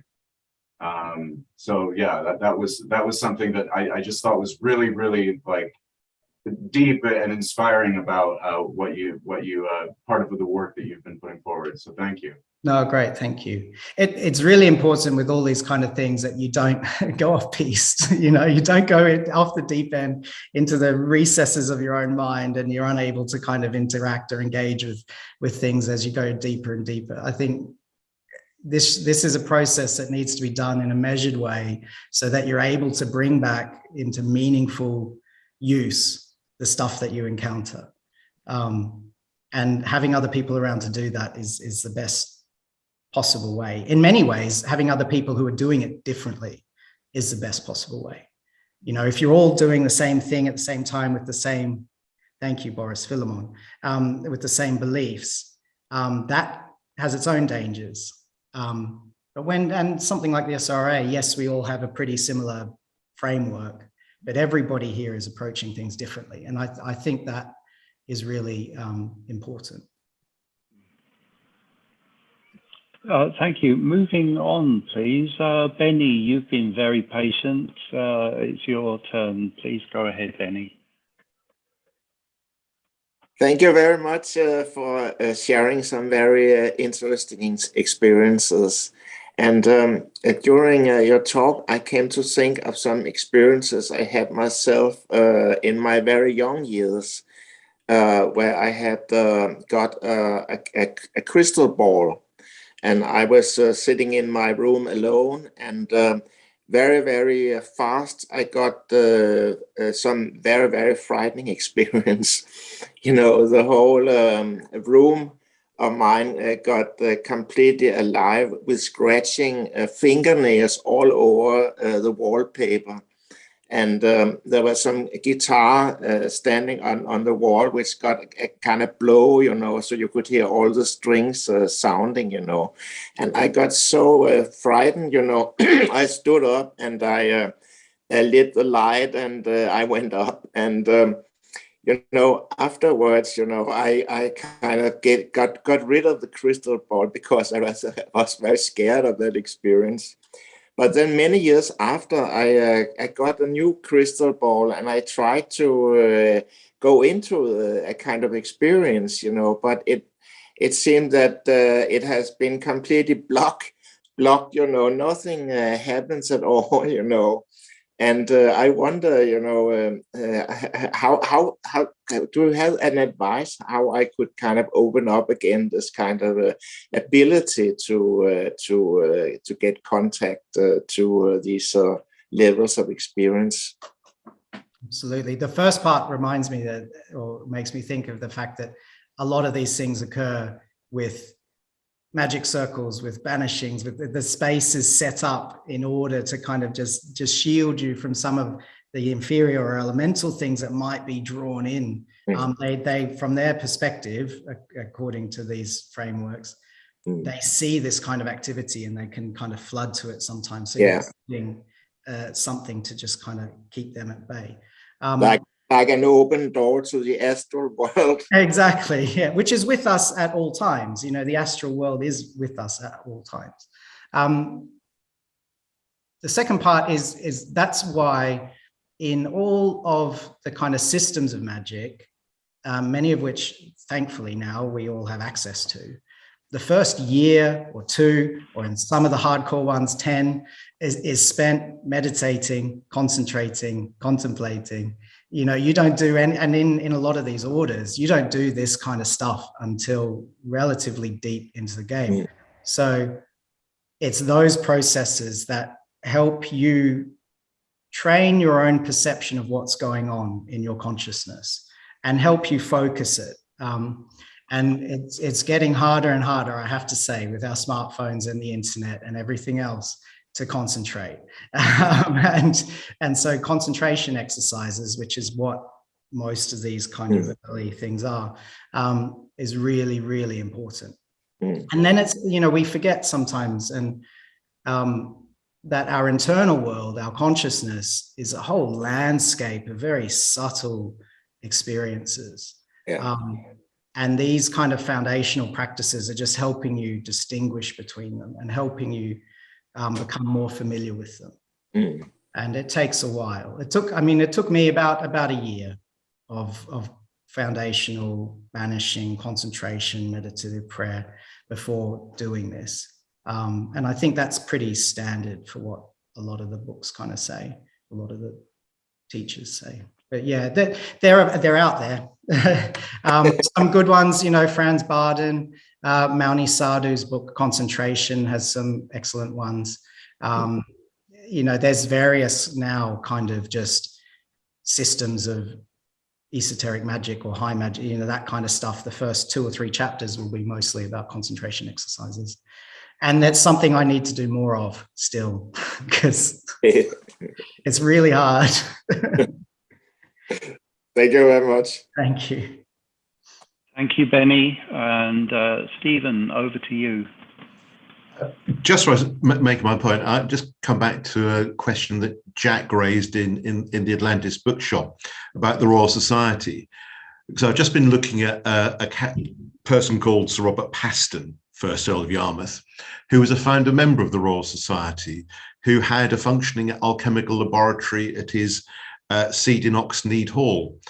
And the thing that emerges is not that that was unusual, but that it was sort of widespread. The Royal Society would be discussing these issues at their foundation. It was perfectly possible to have a Rosicrucian, a Hermetic, a scientific outlook, and you could practice that and still be a public figure within certain bounds. So I think sometimes we look back and think what we are now interested in is as fringe then as it was now, but it was on the big stage. It was just not, it was not sort of sometimes even remarked upon. And what we know now just happens to be what we have evidence of, which is not necessarily just how ubiquitous it was.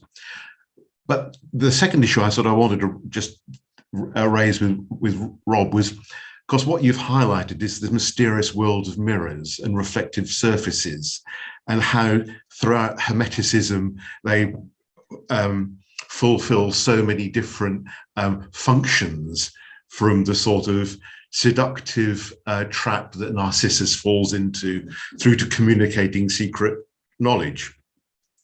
And in that sense, of course, it perhaps also comes back to the earlier question about how your work contains itself within the practices you undertake. And I just wanted to ask whether, in a sense, you found that in the days and periods of time after you're working, that you actually found around you other evidences, images that you could perceive, or even objects that sort of reinforced the experience you had during the conjuration, and sort of indicated that your worldview, you yourself, had changed in a tangible way. Yes. I sometimes call them in very kind of modern terms, synchronicity vortexes, or something. You find yourself kind of in this whirlwind of a book title indeed. Yeah, of symbolism. The ones that actually come to mind, and I'll get back to a point about mirrors, but the ones that actually come to mind were more before the working with the planetary spheres. in the kind of year preceding up to it, I was doing more work through through the 4 elements. And I had a series of 4 very strong synchronicities to do with the 4 elements. While working with fire, and all of these workings were kind of done at home, but while working with fire, I wake up one morning and open the back door, and there's a fire salamander, a literal fire salamander, black and white and yellow, walking along. Where I live, they are obviously native, but I've seen 2 of them in 2 years, and one of them was on that occasion when I was working with fire. Then when I was working with air, our garden suddenly had a literal tornado of ladybugs, which, trivia question, is called a lovely of ladybugs, as I found out, appropriately enough. A whole kind of visual air elemental tornado of ladybugs.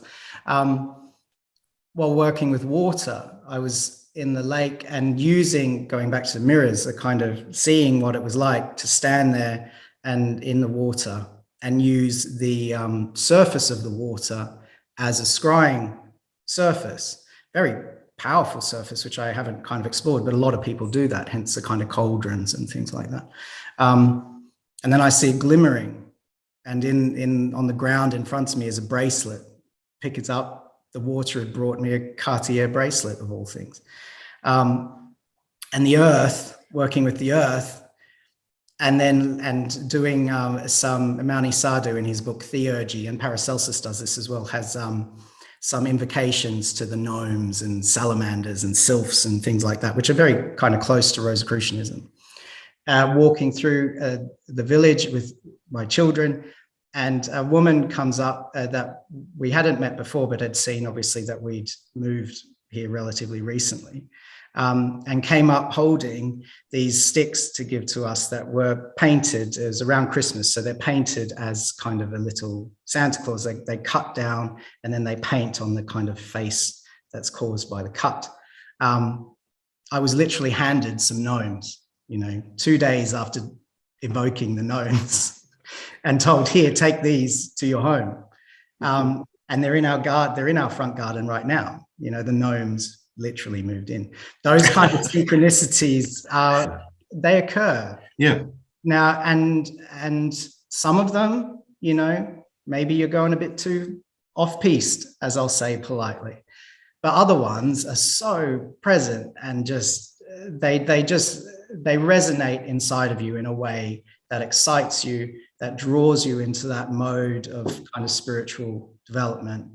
And that's also why, going back to, you need people to bounce this stuff off a little bit. If you're just living in a world of your own synchronicities, you can quickly find yourself unable to communicate anything meaningful to other people. And so it's really important. But yeah, that kind of stuff happens. Less so with the planets, funnily enough, but more with the elementals, which in some ways would make sense because the elementals are here with us. They're very present, and they exist here on the earth, quite literally. So I hope that answers what your question. Well, yes, because I think it's one of those sort of tensions between, you've talked about a series of discrete conjurations, and then as in tension with something, the life we live. And actually, the purpose of the conjurations was to initiate, to achieve a change in your consciousness, your spirituality. And that's not limited to discrete working. That's what you carry forward. And I think, as you say, what can happen is, if you're too isolated in your working, then you're lost in this sort of interior world. And you have to be grounded by life and by working with groups and by evaluating what's going on. But yes, I mean, I always think it's rather like in Journey to the Center of the Earth, where they follow Arne Saknussem's mark, that these synchronicities are just like sort of indicators that we're on a path, hopefully the right path. And it's not the purpose. The object in manifestation is not the purpose, it's the final goal. But yeah, I mean, I was just fascinating to hear you describe that wider experience you have. Thank you. Thank you very much, Stephen. Sid Pass. Go ahead, Sid. Yeah. Robert, thank you for an amazing presentation. Thank you. That's very interesting. I only have a few notes that might be of interest regarding the spirits. Johann Solomon Zemler, he wrote 4 books about, it was called Unbiased History of the Rosicrucians. He lived in, let me get the dates right.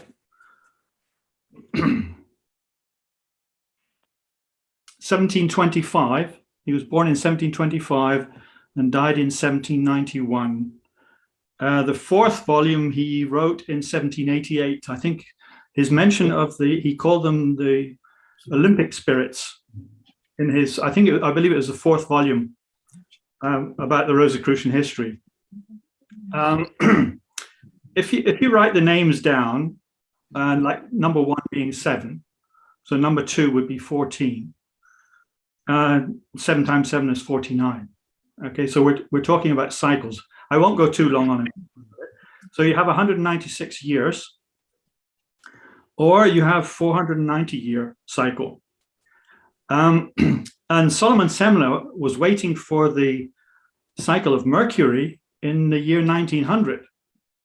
So I found that amazing that he would even mention that in his time period. So they were already planning for something there.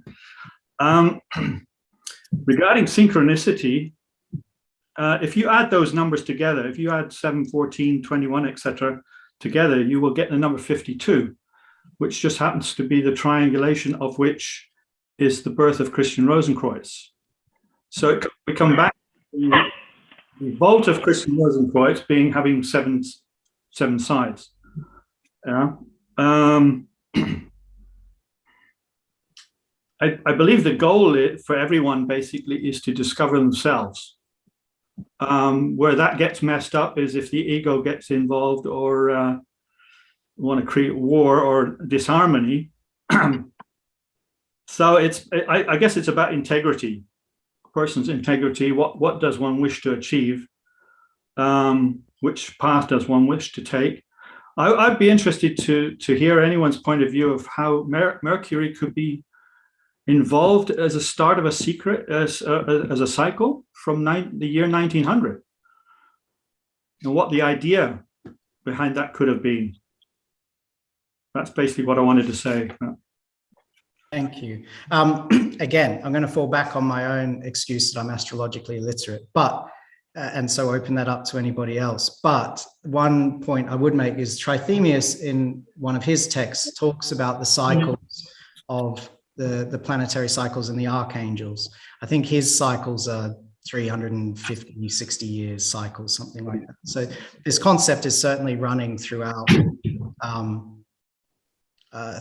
this kind of tradition. And I do agree with you. Ultimately, these things are quite personal, but I think they're not only for personal reason. We are social beings. We exist in a manner which relates to the world around us. We don't exist in our own kind of little bubble, only experiencing ourselves. The manner in which we take these experiences and then become sources for people on their own journey, I think is a really important part of what is occurring here, and an important role that we as Rosicrucians need to play. Particularly today, a lot of people are veering more and more away from any kind of spiritual practice, and just being, and you use the right word, being that kind of pillar of integrity that is nourished by your own spiritual practices, I think is really important, because it shows people a different way of being, not because you're telling them what to believe, but because you're becoming what you believe.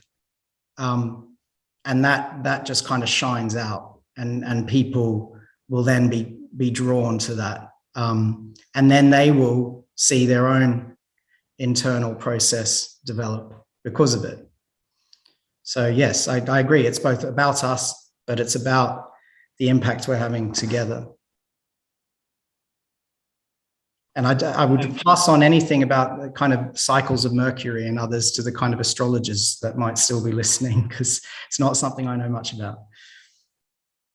Well, thank you very much, Sid. I'd like to make a little comment, if I may.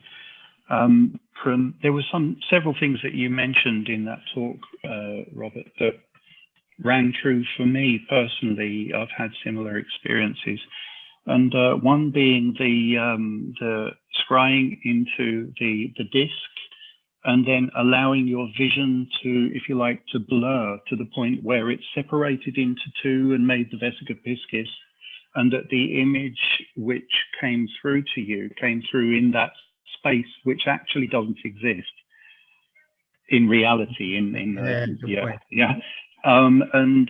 I've had similar experiences in my own communings with a candle flame, meditating upon a candle flame and doing the very same thing, allowing the vision to blur so it separates into two, and then meditating upon the space in between those two flames.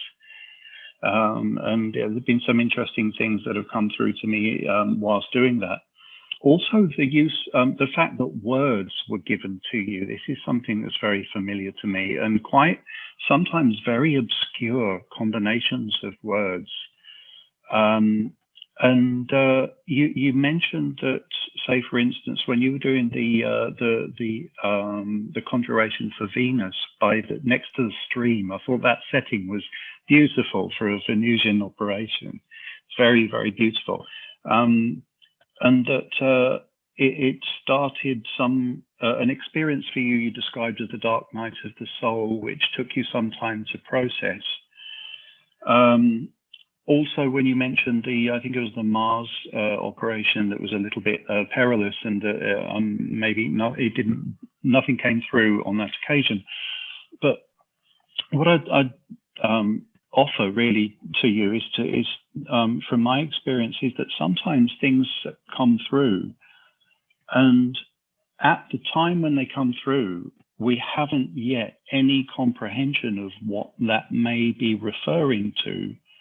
And in my case, there have been several times where words have come through to me in threes, on separate occasions, 3 words, and really quite unusual combinations of words. And yet it's taken several years of external experiences in the world and synchronicities, circumstances seemingly totally outside of my control, which then provided deep and profound meaning to those 3 words that were given several years before. So maybe sometimes, like with any initiation, we can go through an experience of a ritual initiation, but the true meaning of that initiation, what it can unlock within us, doesn't take place for maybe a considerable amount of time after that experience. But yeah, I just wanted to offer that. So maybe, it's an unlocking that took place, and with time and diligence and perseverance and integrity, as Sid was mentioning, these things may become clearer and clearer over time. Completely agree. Thank you, Shane. Yes. Yeah, you're very welcome. Mario, please. Over to you, Mario. I start by the end. I had the same experience, Shane, absolutely the same. Probably is what we say, quarrying the stone. This is the way in few words, I try to explain. Apart from that, but I want to say to Robert Gordon, I heard you the very first time when I was in SRIA. It was July 2018. We are in Amsterdam, and again, you absolutely got the point. Great experience, because you went directly to the point. You know what I mean? It was very practical.